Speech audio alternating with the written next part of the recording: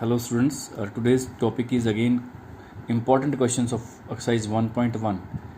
Today I am solving question number 9. Show that each of the relation are in the set A. Set A is x belongs to z, x between 0 to 12, x is greater than equal to 0 and less than equal to 12, given by, and this is the relation. First relation R AB such that modulus of A minus B is a multiple of 4. It means the modulus of A minus B is multiple of 4. And second relation is given A equal B. Is an equivalence relation. Equivalence relation means these relations are reflexive, symmetric and transitive. Find the set of all elements related to 1 in each cases. So this is the relation given from A to A, defined as R equal to AB. Modulus of A minus B is multiple of 4. We are doing first relation first. Okay. So for reflexive, consider A comma A, applying the relation. Modulus of A minus A, that is modulus of 0, is multiple of 4. ये 4 का multiple है 0. Therefore A belongs to R, hence R is reflexive. Now for symmetric, let AB belongs to R, then A minus B modulus is multiple of 4. Now I take common minus from A minus B, it becomes minus of B minus A is multiple of 4.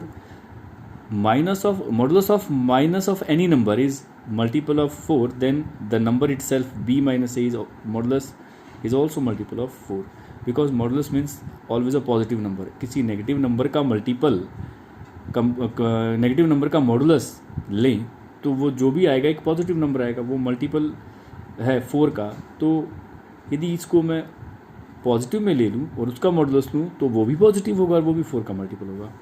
So A B belongs to R, so A minus B modulus belongs to multiple of 4.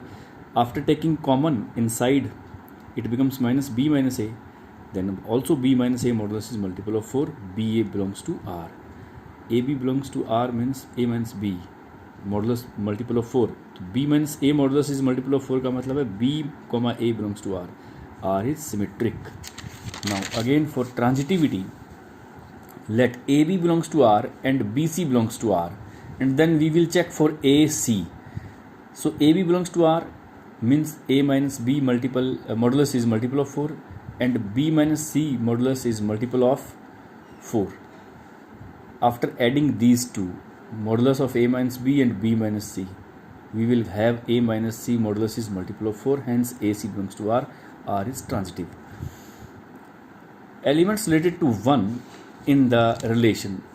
अब मैं relation का 1 से related जो element है केवल वही element लूँगा जो मल्टीपल ऑफ 4 हैं, जिनका डिफरेंस तो 1 1 0 आता है इनका डिफरेंस, और ये मल्टीपल ऑफ 4 होगा 0. 1 5 इनका डिफरेंस 4 आता है माइनस में, मल्टीपल होगा इनका मॉडुलस 4 का. 5 1 सिमिलरली 1 9 इनका डिफरेंस 8 आता है माइनस का, मॉडुलस लेंगे तो वो जो है 4 का मल्टीपल होगा 9 1. So 1 is related to 1, 5 and 9. 1, 5, 9 are related to 1.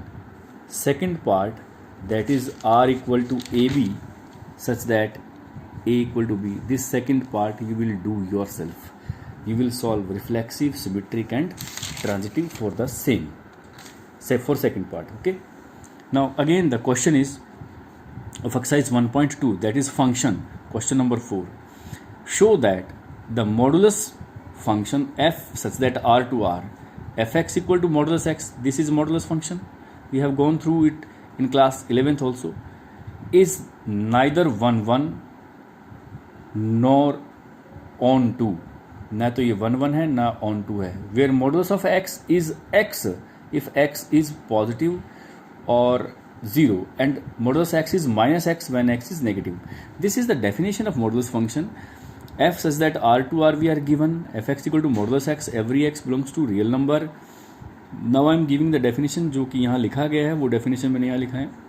fx equal to x when x is greater than equal to 0 and minus of x when x is less than 0, ताकि ये ये पॉजिटिव बन जाए, x खुद negative है, एक negative हमने लगाया तो बन जाएगा पॉजिटिव, और ये तो है ही पॉजिटिव नंबर, तो मॉडुलस हमेशा पॉजिटिव होता है, चाहे ये ले लें या ये ले लें। Now for 1 1 as f of -5 and f of 5, f -5 and f5, -5 का मॉडुलस और 5 का मॉडुलस ये दोनों इक्वल हैं, ये दोनों इक्वल हैं, लेकिन 5 और -5 इक्वल होते हैं, न कि -5 और 5। So as -5 and 5 are the images, they are not equal, while images are equal but elements are not equal. They may be equal if there will be 5 5, but now this is not equal, f is not 1 1.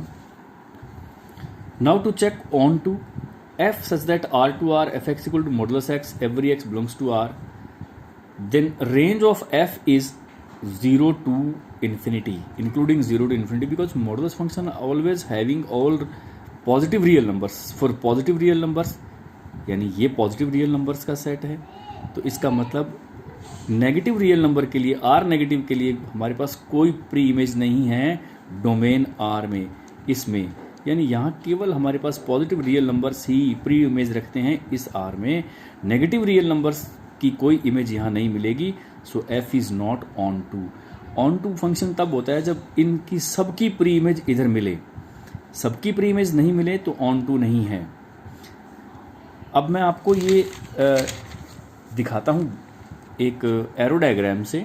ये एक real number line ली मैंने, 0 all positive numbers and all negative numbers, ये हमारा domain है, ये हमारा को domain है। यहाँ भी एक रियल नंबर लाइन लिया, 0 all positive numbers all negative numbers.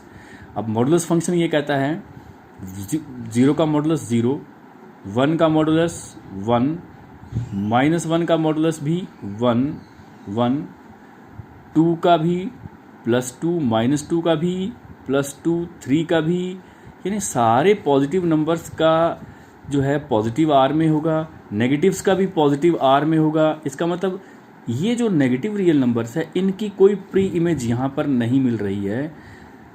सो ये फंक्शन ऑन टू नहीं है। लेकिन देखिए मैनी वन है, 1 और -1 की एक ही इमेज है, तो many elements are related to 1 element.